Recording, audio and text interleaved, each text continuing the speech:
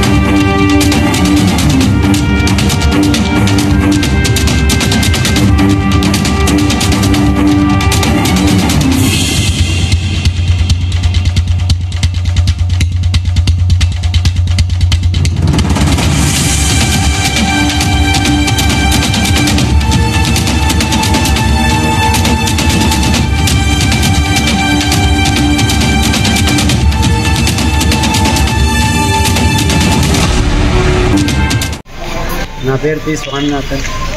మా ఊరు పైపాళ్ళ. 4 గంటలకు లేచి నా బామర్ది అనే వ్యక్తి ఇది రోజా పూలు కోసేదానికి పోయినాడు.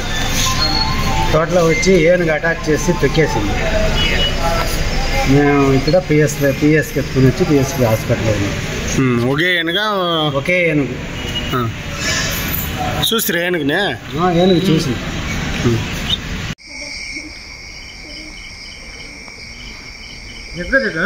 दीरा ये वोट से थोड़ा थोड़ा पपीर किम खाते बल्ले वो सजेगा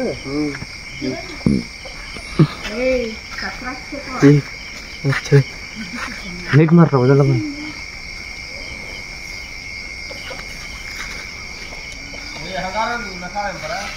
एवढी छे एक हाती आमले भारा रे मडिकन एवढी देख बाजू मडी में होबो तो వద్దు వెళ్ళినామా. ఏ మధ్య బ్యాటరీ అట్లే అది కనబడుతుంది ఈ దానికి. అవును అదే ఆడే ఉంది ముందర ఉంది.